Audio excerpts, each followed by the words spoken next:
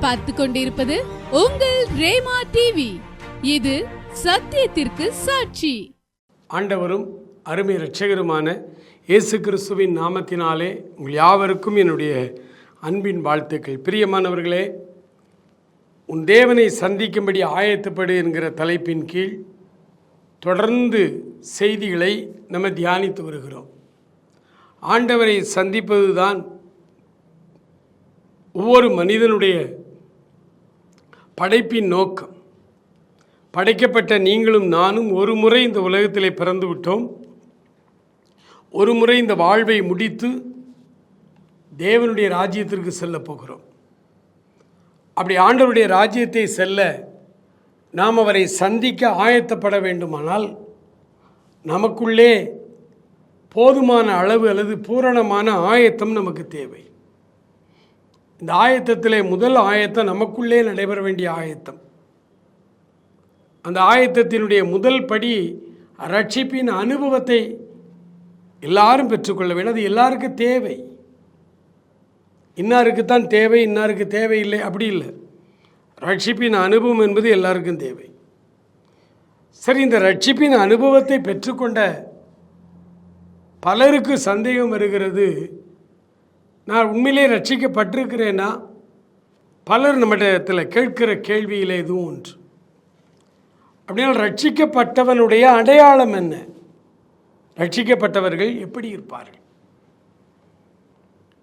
அதைத்தான் ஒவ்வொன்றாய் பார்த்து கொண்டே வருகிறோம். இன்றைக்கு மிக முக்கியமான மற்றும் ஒரு ரட்சிப்பின் அடையாளத்தை குறித்து பார்க்க போகிறோம். அதற்கு ஆதாரமாக எடுத்துக்கொண்ட வேத வசனம் சங்கீதங்களின் புத்தகம் 51ஆம் அதிகாரம் 12வது வசனம். உமது இரட்சண்யத்தின் சந்தோஷத்தை திரும்பவும் எனக்கு தந்து உற்சாகமான ஆவி என்னை தாங்கும்படி செய்யும். உடைய ரட்சிப்பின் சந்தோஷம். ரட்சிக்கப்பட்ட ஒரு மனிதனுடைய அடையாளம், அவர்கள் எப்பொழுதும் மகிழ்ச்சியாக இருப்பார்கள். உம்முடைய வீட்டிலே வாசமாயிருக்கிறவர்கள் பாக்கியவான்கள், அவர்கள் எப்போதும் உம்மை துதித்து கொண்டிருப்பார்கள் என்று சொன்ன வார்த்தையின்படி ஆண்டவருடைய பிள்ளைகள் என்ன சூழ்நிலையிலும் சந்தோஷத்தை இழந்து போக மாட்டார்கள், எப்பொழுதும் மகிழ்ச்சியாக இருப்பார்கள். அதனால தான் ஆண்டவர் பவுல் அப்போஸ்தலர் மூலமாய் சபைகளுக்கு கடிதம் எழுதும் பொழுது நமக்கு தெரிந்த ஒரு வசனம், பிலிப்பு சபைக்கு ஒரு கடிதம் எழுதுகிறார். ஏனென்றால் அந்த சபை கொடிய உபத்திரவத்திற்குள்ளே கடந்து சென்று கொண்டிருந்தது. அந்த சபை ஆண்டவருக்கு விரோதமான ஆட்சியாளர்களால் ஆளப்பட்ட பொழுது ஆண்டவரை ஆராதிக்கிற ஆலயத்துக்கு செல்லுகிற ஆண்டவருடைய பிள்ளைகளுக்கு கொடுமைகளை விதித்தார்கள். டெஸ்மா சட்டம் முத பிலிப்பு பட்டணத்தில் தான் வந்துச்சு. அதைவிட ஒரு பங்கு மேலே பிரஜா உரிமையே கட் பண்ணினார்கள். சிட்டிசன்ஷிப்பே கிடையாதுன்ட்டாங்க. அவ்வளவு கொடுமையை அனுபவித்த அந்த திருச்சபையாருக்கு கடிதம் எழுதுகிறார். நம்மளாக இருந்தால் என்ன கடிதம் எழுதுவோம்? பயப்படாதீங்க, கவலைப்படாதீங்க, தைரியமாக இருங்க, உங்களுக்காக நான் உபவாசம் பண்ணி ஜெபம் பண்ணுறேன், பல காரியம் எழுதியிருப்போம். ஆனால் பவுல் அப்போஸ்தலன் மூலமாய் ஆண்டவர் என்ன எழுதுகிறார் தெரியுமா? பிலிப்பியருக்கு எழுதின நிருபம் 4ஆம் அதிகாரம் 4வது வசனத்தில் அவர் எழுதுகிறாரு, கர்த்தருக்குள் எப்பொழுதும் சந்தோஷமாய் இருங்கள் என்று மறுபடியும் உங்களுக்கு சொல்லுகிறேன். ரட்சிப்பின் சந்தோஷம் என்பது சூழ்நிலைக்கு தக்கபடி மாறக்கூடியதல்ல. ஏனென்றால் ஒரு மனிதன் ரட்சிக்கப்பட்ட அந்த ரட்சிப்பின் அனுபவமும் தினமும் மாறக்கூடியதல்ல, நிலையானது. ரட்சிப்பின் அனுபவம், ஆண்டவரால் ரட்சிக்கப்படுவதில் என்பது நிலையானது. அதனால் ரட்சிப்பினால் வருகிற ஒரு சந்தோஷமும் நிலையானது. அது சூழ்நிலைக்கு தக்கபடி மாறாது. ரட்சிக்கப்பட்ட ஒரு மனிதனை பாருங்கள், அவன் எந்த சூழ்நிலையிலும் ஆண்டவர் பக்கம்தான் நிற்பான், ஆண்டவருக்கு சாதகமாய் தான் நடந்து கொள்வான். சூழ்நிலைக்கு சாதகமாய் நடந்து கொள்ள மாட்டான். எந்த சூழ்நிலையிலும் அவன் தன்னுடைய தனித்தன்மையை இழந்து போவதே இல்லை. அதுதான் ரட்சிக்கப்பட்டவனுடைய அடையாளம். போகிற இடங்களில் அட்ஜஸ்ட் பண்ணிக்கிடுவோம். அப்படி செய்கிறவன் நல்ல ரட்சிப்பின் அனுபவத்தை பெற்றவர்கள். அதனால தான் கொடிய வேதனை, கொடிய பிரச்சனை, வாழ்வாதாரமே பிரச்சனையாய் மாறிப்போன பிலிப்பு பட்டணத்து சபை மக்களுக்கு அவர் எழுதுகிறார், சந்தோஷமாயிருங்கள், சந்தோஷமாயிருங்கள் என்று மறுபடியும் நான் உங்களுக்கு சொல்லுகிறேன். கர்த்தருக்குள் எப்பொழுதும் சந்தோஷமாயிருந்தது. நிறைய நேரங்களில் நம்முடைய உள்ளத்தை உலுக்கக்கூடிய செய்திகள் செய்தித்தாளில் இப்போ அதிகமாக வருது. குடும்பமாய் தற்கொலை செய்து கொள்ளுகிற பழக்கம். அதுக்கு என்ன காரணம்னு பார்த்தா அது அதை விட கொடுமை. கடன் தொல்லை மிகுதியினாலே நாங்கள் தற்கொலை செய்து வாழ வழி இல்லை. கடன் பிரச்சனைகளினாலே தற்கொலை செய்து கொள்ளுகிற சாமானிய மக்கள், ஏழை எளிய விவசாயிகள் மக்கள், என்ன செய்யணும்னு தெரியல அவங்களுக்கு. பாவம்.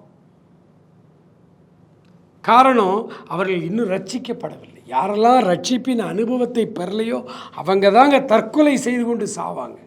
பிரச்சனையை சந்திக்க அவங்களால முடியாது. ரட்சிக்கப்பட்ட ஒரு மனிதன், இயேசுவை சொந்த இரட்சகராய் ஏற்றுக்கொண்ட ஒரு மனிதன் எப்பொழுதும் சந்தோஷமாக இருப்பான்.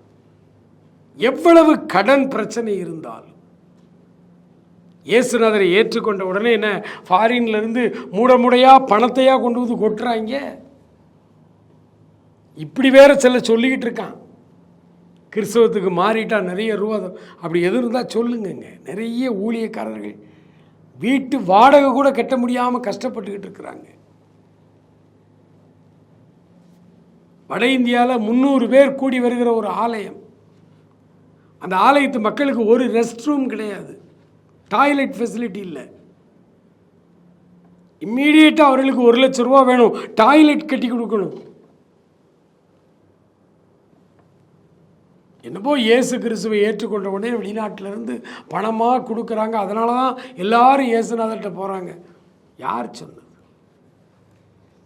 இயேசு கிறிஸ்துவினிடத்திலே நாம் வரும்பொழுது உலகம் தரக்கூடாத ஒரு சந்தோஷம், சமாதானத்தை அவர் நமக்கு தருகிறார். இந்த உலகம் தர முடியாது. மெய்யான சந்தோஷம், நிரந்தரமான சந்தோஷம். 1000 பிரச்சனை வரட்டுமே, ரட்சிக்கப்பட்டவர்களுக்கும் கடன் பிரச்சனை உண்டு. ஆண்டவரை ஏற்றுக்கொண்ட பிள்ளைகளுக்கும் மற்ற குடும்பங்களில் இருக்கிறது போல திருமண தடைகள், கடன் பாரங்கள், வியாதி என்கிற பிரச்சனைகள் அவர்களுக்கு உண்டு. உலகத்துக்கு வருகிற எல்லாருடைய பாடுகளும் ரட்சிக்கப்பட்ட குடும்பத்துக்குள்ளேயும் வரும். ஆனால் என்ன வித்தியாசம்? அவர்களுக்கு நம்பிக்கை இல்லை. அவர்களுக்கு ஒரு நம்பிக்கை கிடையாது. ஐயோ நம்ம என்ன பண்ண போகிறோன்னு அந்த பிரச்சனையை அவங்க மனசில் வச்சுக்கிட்டு போராடுவாங்க. முடியாது, செத்து போயிடுறாங்க, தற்கொலை பண்ணிடுறாங்க. ஆனால் ஆண்டவருடைய பிள்ளைகள், ரட்சிக்கப்பட்ட பிள்ளைகளுக்கும் கடன் உண்டு. அவர்கள் என்ன சொல்லுவாங்க? ஒவ்வொரு நாளும் ஜெபத்தில் என்ன கடன் பிரச்சனை, எவ்வளவு லட்சங்கள் கடன் இருந்தாலும் அதை அன்னைக்கு ஜெபத்தில் ஆண்டவர் பேரில் வச்சுருவாங்க. ஆண்டவரே, நீங்கள் எனக்கு அப்பா, நான் உன் பிள்ளை, இந்த கடனை நீங்கள் சுமந்துக்கிடுங்க, எனக்கு விடுதலை தாங்க. ஈஸியாக நம்முடைய பிரச்சனைகளை எல்லாம் ஆண்டவர் மேலே வச்சுட்டு ரட்சிக்கப்பட்டவங்க சந்தோஷமாக இருப்பாங்க, கவலையே விட மாட்டாங்க. 1 பேதுரு 5:8 அவர் சொல்கிறாரு, பேதுரு அப்போஸ்தலன் சொல்கிறாரு, அவர் இயேசு கிறிஸ்து, அவர் உங்களை விசாரிக்கிறவர், அவர் உங்களை விசாரிக்கிறவர் ஆனபடியால் உங்கள் கவலைகளை எல்லாம் அவர் மேல் வைத்து விடுங்கள். எவ்வளவு அழகான ஒரு கிறிஸ்தவம், ஒரு ஆண்டவர் பாருங்க. என் சகோதரனே, சகோதரியே, நீ ஆண்டவராய் இயேசு கிறிஸ்துவை சொந்த ரட்சகராய் ஏற்றுக்கொண்டிருப்பாயானால் உன்னுடைய சகல கடன் பாரங்கள், உன்னுடைய சகல குடும்ப பாரங்கள், உன்னுடைய எல்லா பிரச்சனைகளையும் அவர் சொல்றாரு, என் மேல் வைத்து விடுங்கள். பழைய ஏற்பாட்டில் சங்கீதம் 55:22 அவர் சொல்றார், தாவீது சொல்றார், கர்த்தர் மேல் உன் பாரத்தை வைத்து விடு, அவர் உன்னை ஆதரிப்பார், அவர் உன்னை ஆதரிப்பார். பிரியமானவர்களே, எத்தனை பேர் பாரத்தோடு தவித்து கொண்டிருக்கிறீர்கள், பிரச்சனைகளோடு போராடி கொண்டிருக்கிறீர்கள், நீங்கள் எல்லாரும் இயேசுநாதரிடத்தில் வாருங்கள். வந்த உடனே உங்கள் கவலைகள், உங்கள் துக்கங்கள், உங்கள் பாரங்கள் எல்லாவற்றையும் அவர் மேல் இறக்கி வைத்து விடுங்கள். அவர் ஆதரித்துக் கொள்வார், அவர் உங்களை பார்த்து கொள்வார். ஏன் தெரியுமா? அவரை ஏற்றுக்கொண்ட அந்த வினாடியிலிருந்து இந்த உலக வாழ்க்கையில் நீங்கள் வாழ்ந்து முடிக்கும் வரை அவர் தன்னுடைய நேரடி கண்காணிப்பில் உங்களை வைத்திருக்கிறார். அவர் உங்களை விசாரிக்கிறவர், ஒவ்வொரு நாளும் உங்களை விசாரிக்கிறவர் ஆனபடியினால் உங்கள் கவலைகளை எல்லாம் அவர் மேல் வைத்து விடுங்கள். கவலைகளை எல்லாம் நம்ம இன்னொருத்தர் மேலே வச்சுட்டா அப்புறம் நமக்கு என்ன கவலை? நமக்கு மகிழ்ச்சி தானே. அந்த மகிழ்ச்சிக்கு பெயர் தான் ரட்சண்யத்தின் சந்தோஷம். ரட்சிக்கப்பட்டவர்களுக்கு மட்டும்தான் இந்த சிலாக்கியம். ரட்சிப்பின் அனுபவத்தை பெற்றுக்கொண்டவர்களுக்கு மட்டும்தான் இந்த சலுகை. அவ்வளவு பாரத்தையும் கவலைகளையும் ஆண்டவர் தன்மேல் சுமந்து கொண்டு நம்மை விடுதலையோடு மகிழ்ச்சியாய் அனுப்புகிறார். நாம் சந்தோஷமாக இருக்க முடியும். அவ்வளவு கொடுமையான பிலிப்பு பட்டணத்து சபை.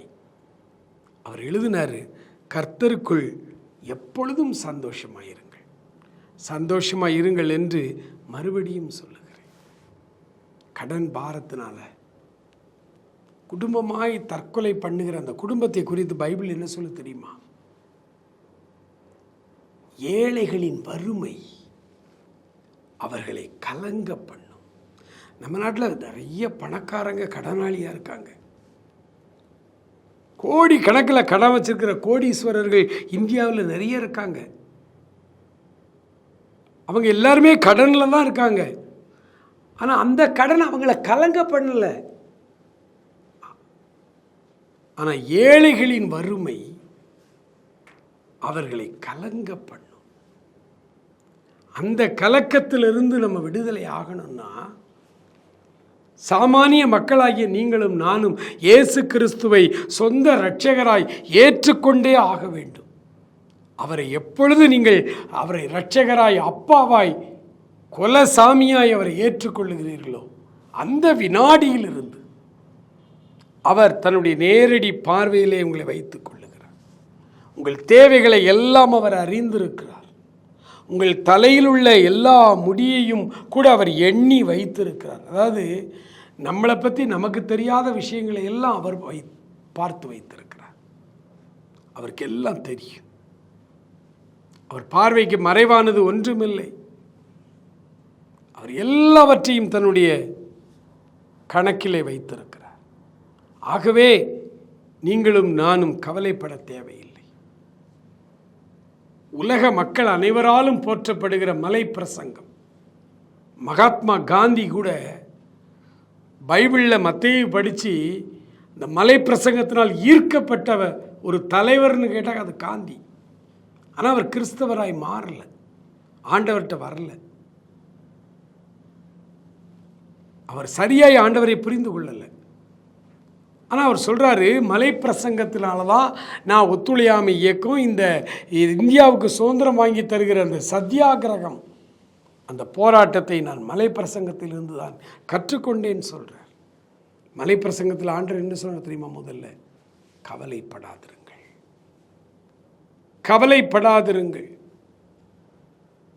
ஆண்டவருடைய நோக்கமே அவருடைய பிள்ளைகள் எப்பொழுதும் சந்தோஷமாக இருக்க வேண்டும். இந்த சந்தோஷத்தை அவருடைய பிள்ளைகள் எப்பொழுது பெற்றுக்கொள்ள முடியும் அப்படின்னு நீங்கள் பார்த்தீங்கன்னா, ரட்சிப்பின் அனுபவத்தை பெற்றுக்கொண்டவர்கள். பாரத்தோடும் கவலையோடும் துக்கத்தோடும் இருந்தால், ஒருவேளை ரட்சிக்கப்பட்ட பிறகும் சிலர் ஆண்டவருடைய பாதத்தில் இதெல்லாம் வைக்காமல் அவங்களே சுமந்துக்கிட்டு கவலைப்பட்டுக்கிட்டு இருப்பாங்க. அவர்களை பார்த்து தான் ஆண்டவர் இன்றைக்கு சொல்லுகிறார், நீங்கள் கவலைப்படாதிருங்கள், உங்கள் பிரச்சனைகளை எல்லாம் அவர் மேல் இறக்கி வைத்து விடுங்கள். ஜெபிப்போமா? அன்பு இரக்கம் நிறைந்த எங்கள் பரலோக பிதாவே, இந்த அருமையான வேலைக்காக நன்றியோடு நன்றியோடு நன்றியோடு நாங்கள் உம்மை துதிக்கிறோம், ஸ்தோத்தரிக்கிறோம். அப்பா, கடன் பாரங்களினாலே, குடும்ப கஷ்டங்களினாலே, அடுத்து நாங்கள் என்ன செய்ய முடியும் என்கிற தாகத்தோடு இருக்கிற ஒவ்வொருவரும், ரட்சிப்பின் அனுபவத்தை பெற்ற ஒவ்வொருவரும் பகுதியிலே உம்மிடத்திலே தங்கள் கவலைகளெல்லாம் இப்பொழுது இறக்கி வைக்கிறார்கள். அந்நாள் ஆலயத்திற்குள்ளே வந்து தன் உள்ளத்தை உடைத்து ஊற்றினது போல இப்பொழுது உம்முடைய பிள்ளைகள் கதறுகிறார்கள். அப்பா, தங்கள் கடன் பாரங்களை எல்லாம் இறக்கி வைக்கிறார்கள். பிள்ளைகளுக்கு விடுதலை தார். ரட்சணியத்தின் சந்தோஷத்தை திரும்பவும் அவர்களுக்கு கொடுக்க வேண்டும் என்று ஜெபிக்கிறோம். பல நேரங்களில் ரட்சிப்பின் அனுபவத்தை பெற்றவர்கள் பாவத்திலே விழுந்துவிட்டு, இச்சைகளிலே விழுந்துவிட்டு மறுபடியும் சந்தோஷத்தை இழந்து வாடிக்கொண்டிருக்கிறவர்கள். சங்கீதக்காரனாகிய தாவீது சொன்னது போல, ஆண்டவரே, உம்முடைய ரட்சணியத்தின் சந்தோஷத்தை திரும்பவும் எனக்கு தந்து உற்சாகமான ஆவி என்னை தாங்கும்படி செய். பாவம் செய்த தாவீது, சந்தோஷத்தை இழந்து போன தாவீது, அந்த சந்தோஷம் மறுபடியும் எனக்கு வேண்டும் என்று கேட்டது போல இப்பொழுது நீங்களும் நானும் கேட்கப் போகிறோம். ஆண்டவரே, உம்முடைய ரட்சணியத்தின் சந்தோஷத்தை திரும்பவும் எங்களுக்கு தாரும். எங்கள் கவலைகளோடு, எங்கள் பாரங்களோடு, எங்கள் கடன் தொல்லைகளோடு நாங்களே போராடி போராடி போராடி சலித்து போனோம். ஆண்டவரே, எல்லாவற்றையும் இப்பொழுது உண்மையில் இறக்கி வைக்கிறோம். எஸ், நீர் பொறுப்பெடுத்துக் கொள்ளும், ஆசீர்வதியும், பிள்ளைகளுக்கு அற்புதங்களை செய்யும். இயேசு கிறிஸ்துவின் நல்ல நாமத்தில் ஜெபிக்கிறோம் எங்கள் அருமை பிதாவே. ஆமேன், ஆமேன்.